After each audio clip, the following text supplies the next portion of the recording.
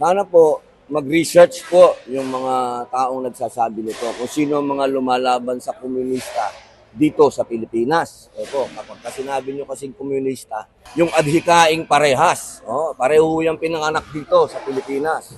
Meron ditong Maoist, may Leninist. Kung gusto nyo ng edukasyon sa kasaysayan, oh, kami po ang mga lumaban. Ako po yung gumawa ng pelikula, kung natatandaan nyo, yung Memoirs of a Teenage Rebel. Doon po namin in-expose ang mga komunista.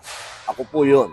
Pangalawa, ako po ang, palagay ko, ang unang humamon doon sa mga Tsino sa West Philippine Sea. May pelikula po yan. Ibig sabihin, documentary.